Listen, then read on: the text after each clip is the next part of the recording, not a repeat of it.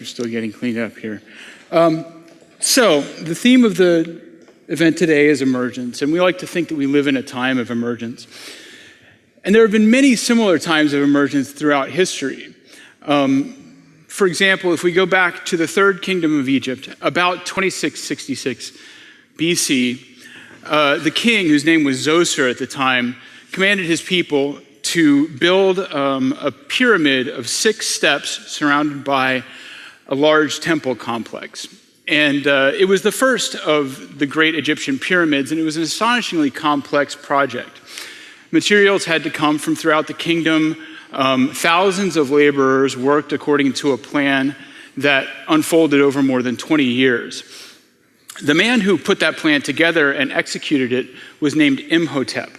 And he was a scholar, a physician, an architect. And more than 1,000 years later, he would be deified by the Egyptian people as the patron saint of, among other things, scribes. Now, it's very appropriate that the man who helped usher in Egypt's era of pyramid building is remembered by history as a writer, because all of these grand projects, the things that emerge, are the product of many people working together through space and over time, united by communication technology. Whether you're building a pyramid, a Great Wall of China, or a transcontinental railroad, these structures, these groups of people working together, are what the sociologist Lewis Mumford called mega machines. Networks of people joined by roads, by words, and by laws to pursue collective dreams. Mumford was writing in the early 20th century, but he wouldn't have been too surprised by the shape our society has taken in the time since then. We now have globe-spanning instantaneous communication. We have transportation networks that can take us almost anywhere we want to go within a few days.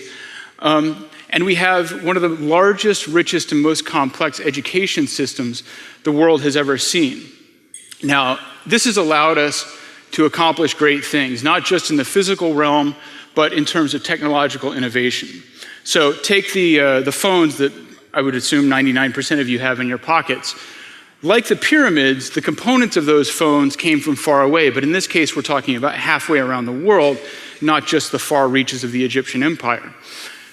The labor that went into that phone involves millions of people, not just thousands, and technology that it developed over more than 100 years, going back at least to the time of the telegraph. As a human accomplishment, an iPhone puts the pyramids of Giza and Cheops to shame. Now, the example of the iPhone also gets us into the realm of a topic that we're not usually used to thinking about as a communication technology or a form of social organization, and that's money. Now, we now increasingly believe that a lot of the laborers who worked on the Great Pyramids were actually paid and not slaves, as was so often depicted in Hollywood movies. King Zoser also had to pay for the materials. He had to pay for food for the laborers.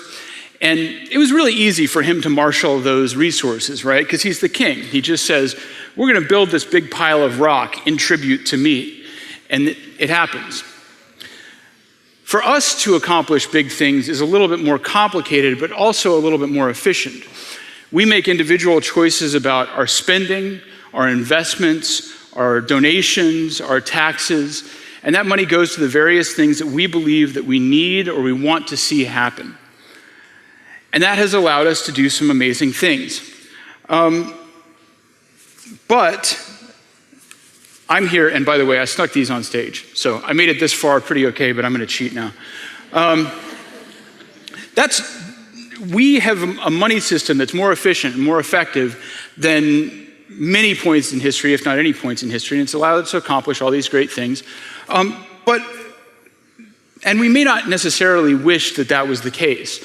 I can talk to you for hours about income inequality as long as you can afford my fee. But we don't have to agree that reality is fair to agree that it is reality. That's why I'm here today to talk to you about something called a blockchain that is emerging and that will do for our money system what the internet did for information and what the internal combustion engine did for transportation, by making it more swift, cheap, widespread, granular, and did I already say fast? Yes. The blockchain is something you may already be familiar with from the example, the cryptocurrency Bitcoin that everybody was talking about, especially a couple of years ago. And Bitcoin and the technologies that emerge out of it are going to help us take our society to a new level of efficiency. And we're going to have collective projects like this pyramid that are simultaneously grander and more subtle than we've ever seen before. Sorry, I'm making it rain ideas here. But first, the present. Somehow, in this era of astonishingly advanced communication technologies and transportation networks, our money system lags a little bit behind. So we have a lot of points that are kind of pain points where there are maybe inefficiencies, excessive strangulating fees, or what the classifieds back in the day used to call missed connections. So for example, we can now talk live to somebody in Mongolia over video chat. But if we want to send them $20, it might take a week. If you're an inventor, you can browse Alibaba for the parts available from factories halfway around the world.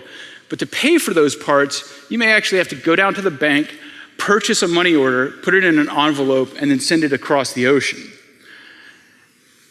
A Bedouin traveling the desert can download Moby Dick to his iPhone for free.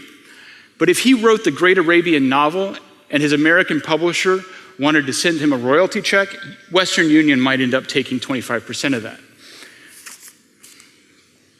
A huge portion of our economic activity now passes through credit card companies, wire transfers, clearing houses, and other middlemen. And some of them fit together well and some of them don't. But the systems these companies created were necessary in their time, even great accomplishments. And we still use them because they're the best way that we can connect our assets to this big thing we call the internet. But imagine, having gone through all those examples of some problems our system has, if our ledgers, if our assets and debts were connected more directly to the internet. If we could instantaneously send money digitally to one another from any point we now access the internet to any point we now access the internet. It could help donations flow freely to disaster zones. It could prevent currency manipulations by corrupt governments. It could have all kinds of effects, including maybe even making it easier to buy a Coke with your phone. Now, the problem with this idea, of course, is that those ledgers, as soon as they were put on the internet, would be instantly destroyed by a legion of hackers. Imagine DDoS attacks, phishing, spyware, all targeted directly at your precious bank account. Within days, if not weeks, the entire money supply of the world would be divided between China, Russia, and Nigeria. This is because the internet, for all the same reasons that it was able to spread very quickly around the world, is actually not a terribly secure technology and certainly not a very reliable one. We've all experienced, Netflix stutters a bit while you're watching a video. That's annoying, but that little stutter in the middle of a bank transfer is potentially catastrophic. Now, this is where the blockchain comes in. A little bit less than 10 years ago, someone, and we still really don't know who, figured out how to make data secure on the internet. The technical details of how a blockchain works are arcane to say the least, so I'm going to do my best to get it over with really quickly. Blockchains, including the one that runs the cryptocurrency Bitcoin, use currency, digital currency, to incentivize hosts around the world to keep copies of a single ledger, tracking debits and assets in any given currency. These nodes connect to one another to constantly check what's on that ledger and make sure that everybody has matching copies. If, for example, one node or even many nodes were corrupted, then the rest of the network would kick them off. This is how we are able to have a large network that connects people from one point to another to a single ledger that's trustworthy. The end users, the people who hold accounts on these ledgers, use private keys to access their entries and therefore can send money anywhere in the world using that technology. Now, I'm leaving out a million things, including some core technology, some core security features. But we'll just take an example that's in the world to kind of get the point across. The Bitcoin network holds more than $3.3 billion in financial assets. It has been around for about 6 years, and even though it's connected to the Wild West of the internet, even though individuals' private keys have been stolen or lost in various ways, the fundamental underlying architecture that protects that $3.3 billion in assets has never been breached. It's as safe as any bank ledger, and it's safer than most credit card networks, as any customer of Target or Ashley Madison can tell you. Now, this fundamental innovation is why institutions like UBS, Barclays, Goldman Sachs, and Citibank have all hired blockchain engineers to explore projects for them. It's why why venture capitalists like Andreessen Horowitz and Lightspeed Ventures have put tens of millions of dollars into startups like Circle and Ripple Labs, which have raised $50 million and $30 million respectively. Those investments aren't just premised on the idea that people are going to buy Cokes with Bitcoin or send money home to India. This is a fundamental new piece of our financial infrastructure. Ripple is focused on building, using blockchain, an alternative to the ACH system that banks currently use to transfer funds from one to another. A study by Banco Santander last year concluded that banks worldwide could save up to $20 billion each year if they used a blockchain instead of ACH to conduct their internal transfers. Other startups are working to connect non-cash assets to blockchains. Things like stocks, futures, houses, cars. And because we have total security on the blockchain, this new form of titling system could replace the paper and personnel-heavy system that we have now. At the other end of the scale, blockchain payment systems allow things to work on a very fine scale and very small payments. Because blockchain currencies are not just cheap to send. Oh, and I glossed over that part. So transactions sent over this network cost about 0.1%, which compared to Visa, which charges you 3%, it's a pretty huge difference. But these transactions aren't just cheap to send. You can send them at any size and very fast. Now, this is important for what we're calling the Internet of Things, this developing ecosystem of objects that live in the real world around us and that we interact with to get in touch with the internet in various ways. A really, really, I don't want to say primitive, but preliminary version of the Internet of Things you might actually have seen if you were parking in downtown St. Pete. There's a system called Park Mobile. It's a phone app that sort of kind of connects into the parking system here. And when you look at that screen, it tells you right up front that you're paying for your parking, but you're also paying an extra 35 cents or so because you forgot your quarters. Now that 35 cents doesn't go to the people who run the Park Mobile app. Almost all of it goes to payment processors, credit card companies. And I'm just guessing here, but I would guess that if St. Pete used a blockchain currency-based parking payment system, we collectively would save, maybe 10 grand a year, or something like that. And even that barely scratches the surface, because blockchain asset ledgers can also be automated in various ways, leading to what are called smart contracts. Now, to understand smart contracts, we can start with a human innovation, at least on par with the pyramids and the iPhone. This is a vending machine. And this is a beer vending machine, one of the highest evolutions of the form. A vending machine is kind of like a contract or a financial algorithm. You put money in one end, and hopefully you get a single outcome at the other end. Now, a vending machine, it doesn't rely on any humans to maintain it on a day-to-day basis, and as long as there are no mechanical problems, a vending machine is pretty trustworthy. We actually have in our everyday lives things that we kind of wish worked a little bit more like vending machines, and we call them contracts. You lay out all of these parts because you want to put in one input on one end and get a predictable result on the other end. Unfortunately, because humans are involved at so many stages of the execution of a contract, we actually have to get these people called lawyers who come in and make sure everybody is fulfilling their terms. It often involves a lot of fighting. One of the best examples is a will. I have a friend who, his father passed away a couple of years ago, and he inherited a small amount of property, and he has been navigating a labyrinth of bankers and lawyers just trying to get access to this thing that is legally his due. That's money that could be in the economy, being productive, but it's tied up in red tape. But what if the property in question were entered into a distributed blockchain ledger, and a will was not a paper document, but a distributed program that automatically transferred that property to the right person's ledger when it learned that the original owner had passed away? Oh, and by the way, because all of the programs that live on this blockchain are as secure as the ledgers that live there, your crazy Aunt Sally can't come in and mess around with the will, even if she's the world's greatest hacker.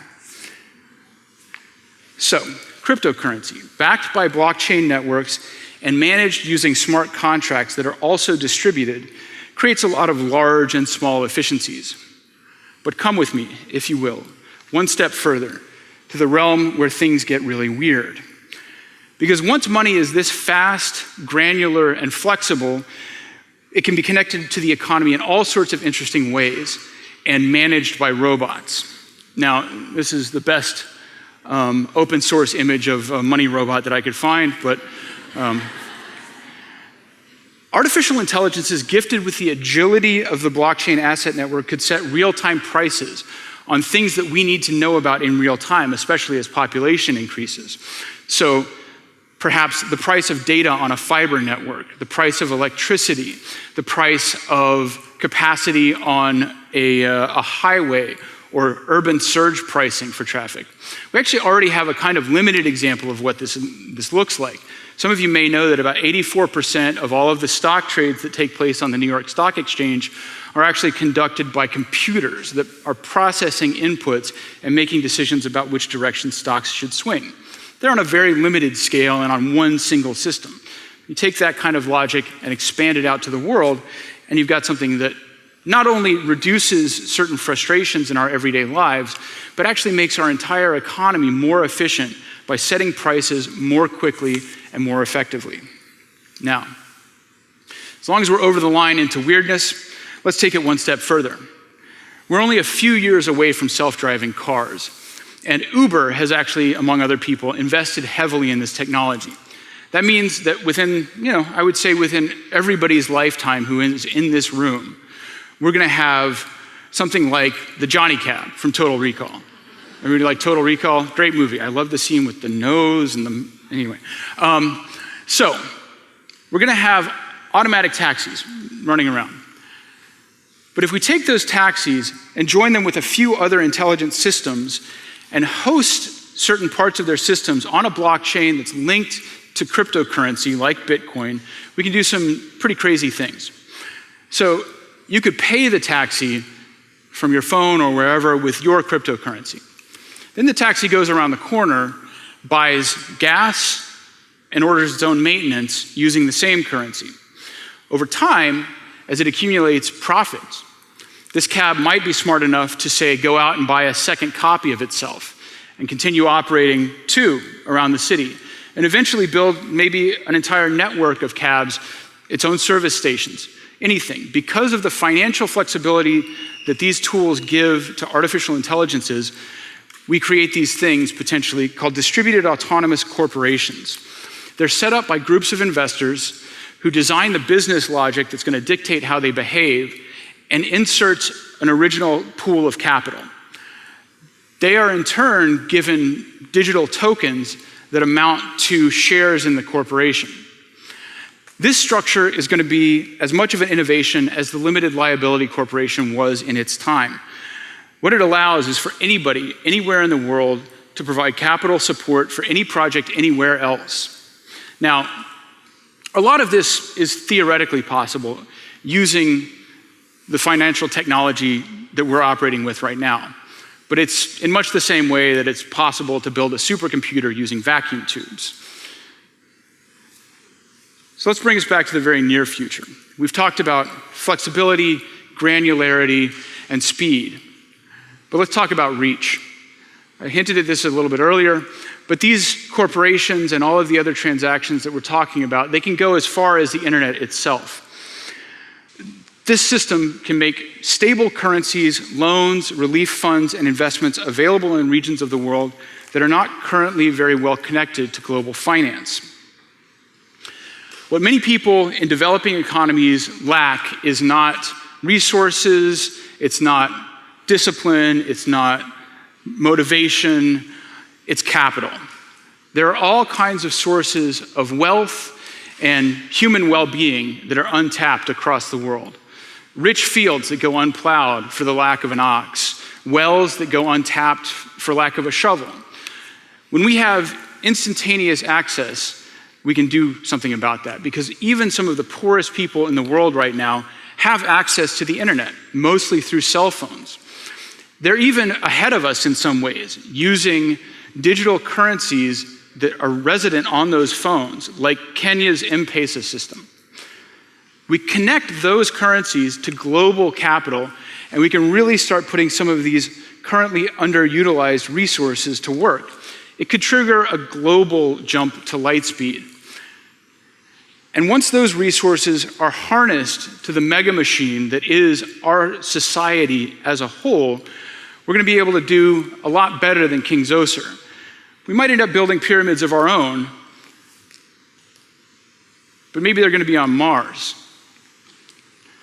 So that's it. Thanks.